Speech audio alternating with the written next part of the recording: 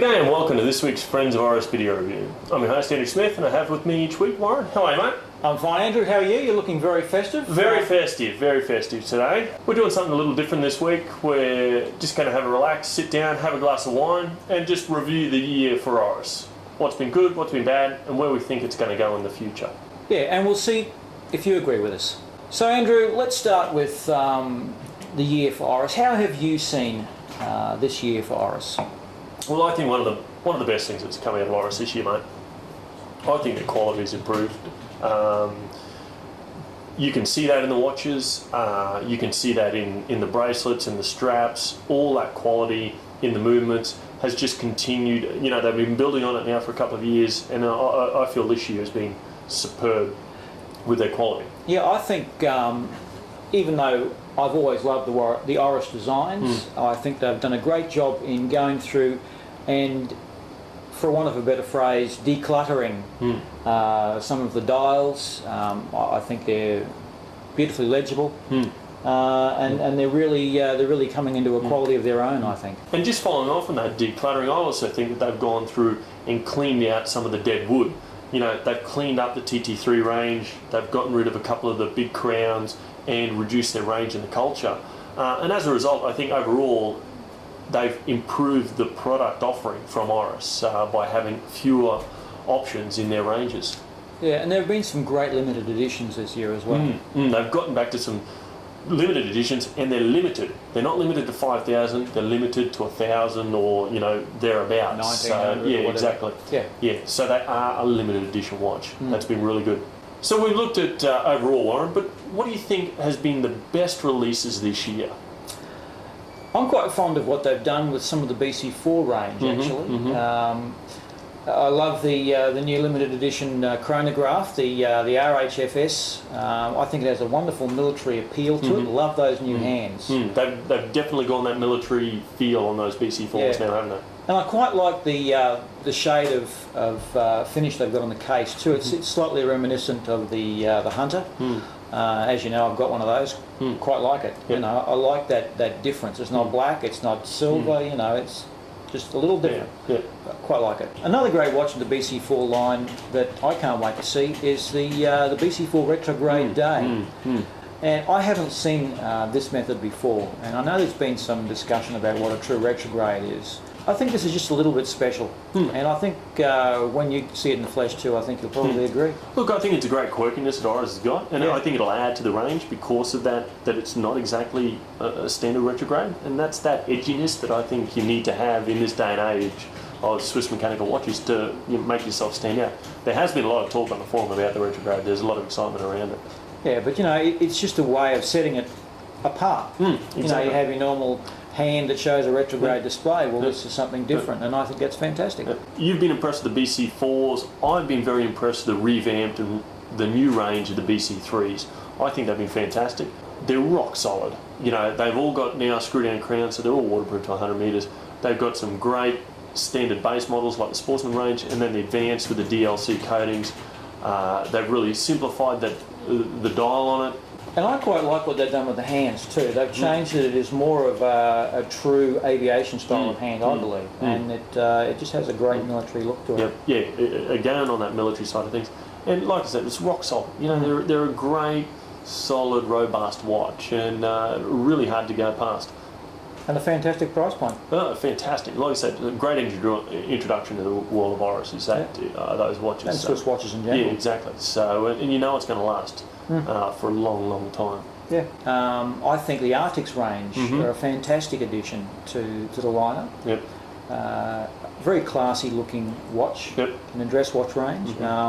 Just a great design of the dials. Yep. Nice. Love the new complication. Yep.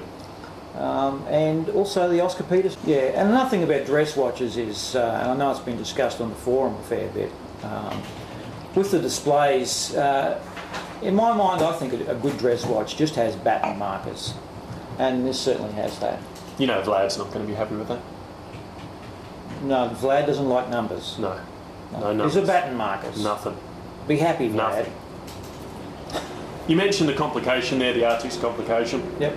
They've really changed that from their Artelia complication and their older big crown complication. I think it's a great design, a really clean. It has been a rather popular design, and it's got a bit of everything. You know, you've got your pointer date, you've got your month and your day display, and then the moon phase. And your moon phase. Yeah. They've got a whole different combination, but very well balanced. You know, they could have messed that up totally, but I think they've done a wonderful job with that. So we've talked about the best things that happened this year with Oris. Warren, tell me about what have been some of the disappointments. Not sure if it's, you know, the right term of phrase. No, be brutal. Be brutal? What the hell were they thinking with the TT3 Daryl O'Young? Who? What? Daryl O'Young. Never heard of him. It's not so much that the person that the watch is made for, but just the design of the watch. I just simply don't get it. What, two different sizes of the same watch? Exactly. Crazy. I'm hearing you. That is a bit of a disappointment there. Yeah. My major disappointment, look, across the range, everything's been pretty good. I'll be brutal in saying that the rubber straps on the BC3s have been a great disappointment for me. If they'd included a folding clasp on there, that would have been wonderful. Just that extra pressure on that little buckle, I'm not liking it. Yeah, you do wonder how long they're going to last. Yeah, and you know, some of our clients with bigger wrists, you know, they're a pretty small strap as well. Apart from also not being able to afford to buy all the watches. Exactly, that is a major disappointment. Yeah. Not a lot to gripe about. No. In the scheme of things. No. Very good. Well done, guys. 2 thumbs up there. So we've got 2010 out of the way, Warren. Where do you want to see Oris going from here, mate? A few more rectangular or tonneau-shaped cases in the range. I've always thought I wouldn't mind that shape of watch for a change. Nothing's really grabbed me yet, so I'd like to see a bit more development in that line. Less development in the divers range. I think there's been plenty of that. For sure. You know, it is their most popular range. It is. Yep. It is, but you know, they've put quite a bit of work into that. Part of the range I'd like to see a bit more development in is your motorsport range. I think it's been laying dormant for a little while now. I agree with you. I think motorsport is a huge market share that they really haven't focused on.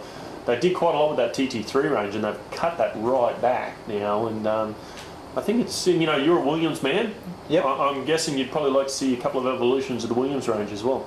Yeah, I like what they did in 08, where they revamped the whole case design, but kept the essence of it. Yep. But one thing I would love to see in the motorsport range is perhaps some nice leather straps. Yep. Yeah, because that is very much a motorsport motorsport thing. Yeah, characteristic. Yeah. Yeah, and I think the leather straps that are coming through the other parts of the Oris range are really getting better in quality, and I think there's some fantastic looking leather straps there. Yeah, well, I agree with you. I think the motorsport range is an area that they can really go forward into and expand their range on that.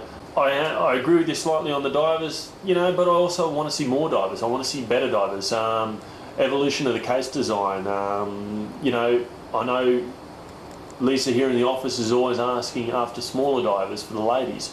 You know, things like that. Possible different colours for the dials. And looking in the aviation range, I think they've got a great way to go with their BC4s. They've made some great developments there. So I can't see too much improving in that area in the next year or two. The big crown, it's about time we cut the plexiglass. Geez, I have trouble with that, don't I? The plexiglass? The older big crown pointer dates. I think it's... Yeah, I know you have a soft spot for them. I agree, but I don't agree. So I think the plexiglass just has I guess a link. A warmth and a comfort to the past. Oh. Yeah, but you've got the option. You can still get that, or you know, you can get your sapphire crystal. I think they're hanging on to the past with that. Hanging on to. Oh, they are. But you know, I mean, the old big crown pointer is it's Oris to the core. Yeah, true. It's a good point. You know, it's what they've built the business on for a long time. Well, that's about all we got for today. This year, in fact. Have a great Christmas, a great New Year's. To all of the Oris family out there, have a great holiday. And we'll see you guys in the new year. Cheers. See you later. And Smithy will be coming down a chimney near you. Will that fit in? Another good one. Where do we go? Yeah, scratching the nose is always a good way to start. Yeah. Yeah, anyway. I know there's been some discussion about what. Hello. And see whether what we think where they should go. Kapow. I'd like to see something with a lovely battery. I like to see it. Near future is in the driver's range. Things like your Drivers? The Drivers? The motorsport? That's the one. Let's go back to the drive. I'm thinking How much are you going to drink? drivers.